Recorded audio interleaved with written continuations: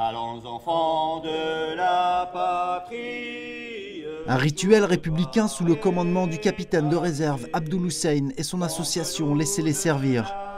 Après ce rassemblement quotidien sous l'emblème des troupes de marine, les jeunes de quartier, tous volontaires, reçoivent les instructions avant une longue journée au service des autres en cette période de crise sanitaire.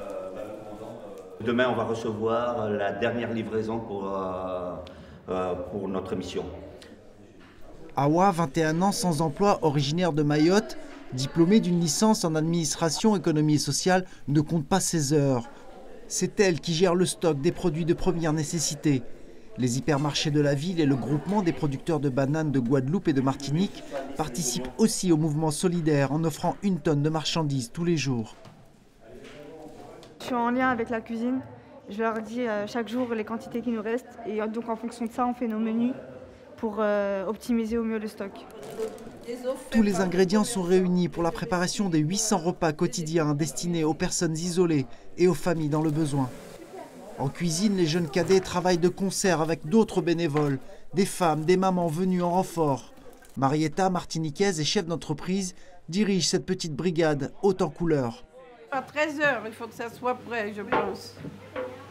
On est dans les temps. Ouais, on est dans les temps. Super. On est au top, là. Masque sur la bouche, gants enfilés, les marmites peuvent être chauffées. 6 litres d'huile, 60 kg de viande, pas moins, seront nécessaires à la préparation des repas du jour. Au menu, pommes de terre, fricassés de poulet et sauce madras.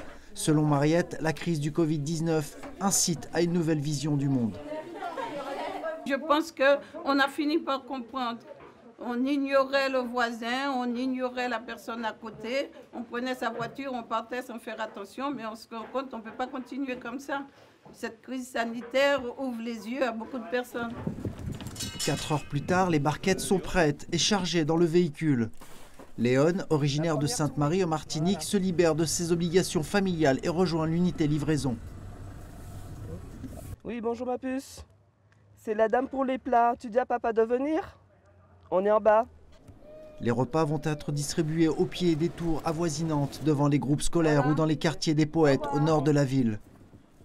Je suis arrivée à l'âge de 23 ans en métropole.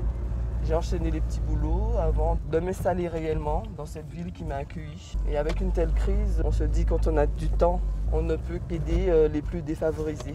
Tous les jours, ce sont près de 500 familles qui bénéficient de cette aide. Un repas bienvenu puisqu'il sera souvent le seul de la journée. Cette maman n'a pas le choix, ses enfants doivent manger. Elle vient prendre les 8 repas de la famille. C'est très important. Depuis le début, ça a aidé nous parce qu'avec les enfants, le confinement, c'est pas facile, quoi. C'est pour ça qu'on est très contents. Distribution des repas, mais pas seulement. Léon relève des informations sur le profil des personnes ou des familles dans le besoin. Les familles sont déjà en confiance avec cette distribution de repas, mais derrière, c'est sûr qu'on mettra des actions pérennes, on va dire. Tout simplement inscrire les enfants à l'école. Scolarité des enfants, précarité du 3e âge ou du handicap, difficultés administratives, toutes ces informations récoltées au fil des jours serviront de base de travail aux services sociaux de la ville pour créer de nouveaux programmes d'aide.